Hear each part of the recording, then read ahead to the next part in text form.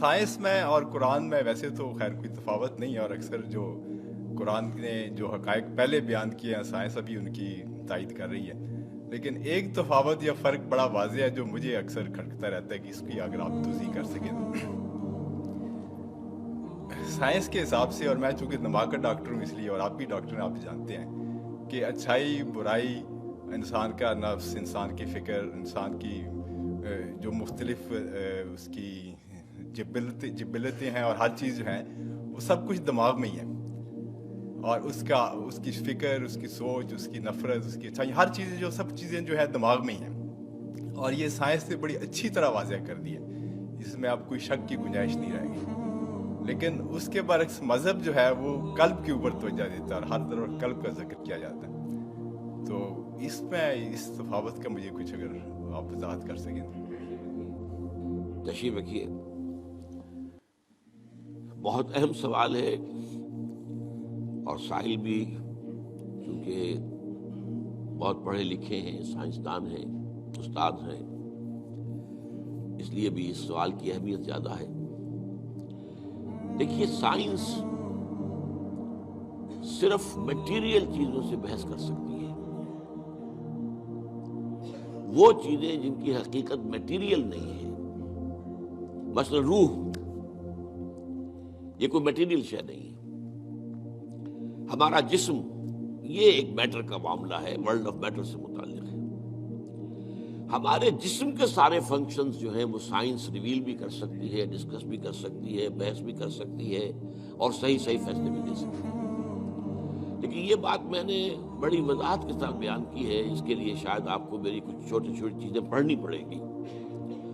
قرآن مجید کے مطالعے سے جو مجھے معلوم ہوا وہ یہ ہے کہ انسان در حقیقت ایک کمپوزٹ بینگ ہے، اس میں دو وجود جمع ہیں۔ ایک میٹیریل ہے جو حیوانی ہے، تو تمام کے تمام جتنے حیوانی انسٹنکٹس ہیں وہ ہمارے اندر موجود ہیں، کھانے کو چاہیے، اور جو اینیمل انسٹنکٹس ہے، کچھ آرام بھی چاہیے، کچھ بقائے نسل جو ہے تسلسل کے لیے وہ بھی کچھ چیزیں رکھ دی گئی ہیں وغیرہ وغیرہ، تو یہ پورا انسان ہے۔ لیکن انسان نرا حیوان نہیں ہے، انسان کی ایک حقیقت جو ہے وہ روحانی ہے، اس کا تعلق ورلڈ آف میٹر کے ساتھ نہیں ہے، اور وہ در حقیقت میٹیریل سائنسز کی جو دریافت ہے اور اس کی جو بھی ریسرچ ہے اس کے فیلڈ میں آتا ہی نہیں۔ وہ روح کا مرکز در حقیقت قلب ہے، یہ روح ہے در حقیقت، اور یہ کمپلیٹ پرسنالٹی ہے ان اٹ سیلف، انویزیبل ہے، دیکھی نہیں جا سکتی، لیکن یہ ہے کہ یہ در حقیقت، اور اس کی تخلیق ہمارے ان جسموں کی تخلیق سے بہت پہلے ہوئی تھی، بہت پہلے، یعنی جس کو کہ یہ کہتے ہیں بگ بینگ، بگ بینگ سے میٹر اور میٹیریل یونیورس جو ہے اس کا آغاز ہوا ہے۔ پرائر ٹو دیٹ فرشتے اور ارواح انسانیہ اس سے پہلے پیدا کیے گئے، اور وہ نور سے پیدا کیے۔ انہی دنوں میں میں نے حدیث کے درس کے ضمن میں بھی اس کی تفصیل بیان کی،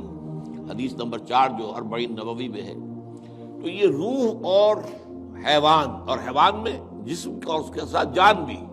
حیوان تب بنتا ہے جبکہ وہ انسان، وہ جو اس کا جسم اور جان دونوں نے سمجھے۔ عام مغالطہ ہمارے ہاں یہ ہے کہ یہ روح کے معنی ہے جان، نہیں، جان تو کتے میں بھی ہے، بلے میں بھی ہے، جان تو گھاس کا جو لگا ہوا ہے پتا، اگر وہ کٹا ہوا نہیں ہے اپنی جڑ سے تو اس میں بھی جان ہے۔ تو جان تو آپ کو معلوم ہے ہر شے کے اندر موجود ہے، اور یہ جو حدیث میں آتا ہے کہ جب رحم مادر میں امبریو جو ہے 120 دن کا ہوتا ہے تب اس میں روح پھونکی جاتی ہے، یعنی اس سے پہلے جو ہے 120 دن، تو کیا وہ بے جان تھا؟ اب ظاہر بات ہے ڈاکٹر صاحب سے بڑھ کر کون جانے گا اس کو کہ وہ تو جو سپرمیٹوزوون تھا وہ بھی جاندار تھا، جو اووم آیا تھا ماں کا فیلوپین ٹیوب کے اندر وہ بھی جاندار تھا، دونوں کے ملاپ سے زائگوٹ بنا وہ بھی جاندار ہے،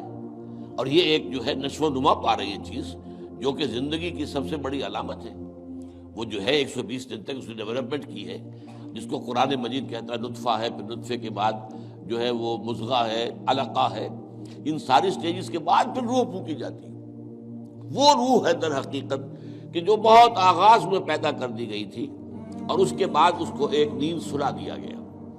اس کے بعد جیسے جیسے رحم مادر کے اندر وہ جنین تیار ہوتا ہے تو 120 دن کے بعد اس کی روح جو وہاں موجود ہے پہلے سے، پرائر ایگزسٹنس اس کی ہے، وہ لا کر اس میں پھونک دی جاتی ہے۔ یہ اصل میں حصہ دین کی حکمت کا ایسا ہے جو آج کل عام طور پر بالکل نگاہوں سے اوجھل ہو گیا۔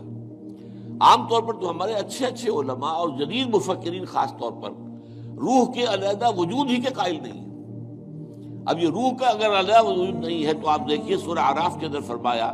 کہ تم سب نے ہم سے عہد کیا تھا الست بربکم قالوا بلی، وہ کون تھے سب؟ ظاہر بات ہے اس وقت تک تو ابھی تمام انسان تو ایک وقت میں جمع نہیں ہو سکتے تھے،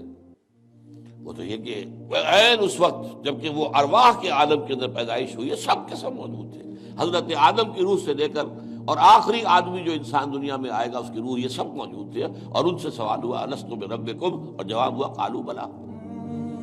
اور پھر ایک دن آئے گا قیامت کے دن، پھر تمام نوع انسانی پھر جمع ہوگی اللہ کے حضور میں، اور اللہ فرمائے گا، سورہ کہف کے الفاظ ہیں لقد جئتمونا کما خلقناکم اول مرہ، آ گئے ہو نا ہمارے پاس جیسے کہ ہم نے تمہیں پہلی مرتبہ پیدا کیا تھا۔ اب یہ پہلی مرتبہ کی پیدائش وہ ہے جو عالم ارواح میں ہوئی ہے، دوسری مرتبہ کی پیدائش وہ ہے جو اس عالم مادی کے اندر، یہ جو مٹیریل ورلڈ کے اندر پیدا ہوئی ہے۔ میری پیدائش 76 برس پہلے ہوئی ہے، اس سے پہلے میرے اس جسم کا وجود کوئی نہیں تھا، میری روح موجود تھی،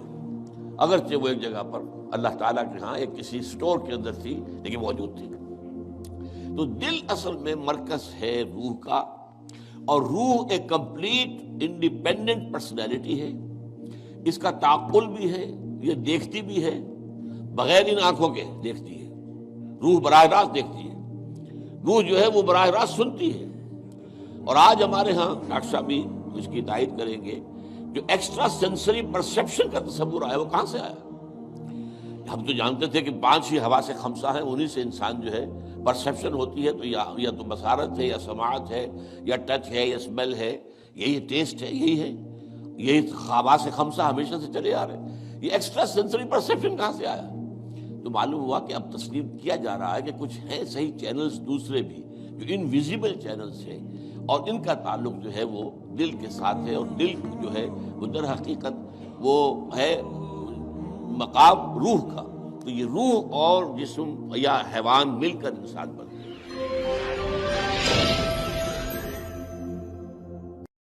دین کی بات پھیلانا صدقہ جاریہ ہے، ثواب کی نیت سے ویڈیو کو شیئر ضرور کیجیے۔ جزاک اللہ۔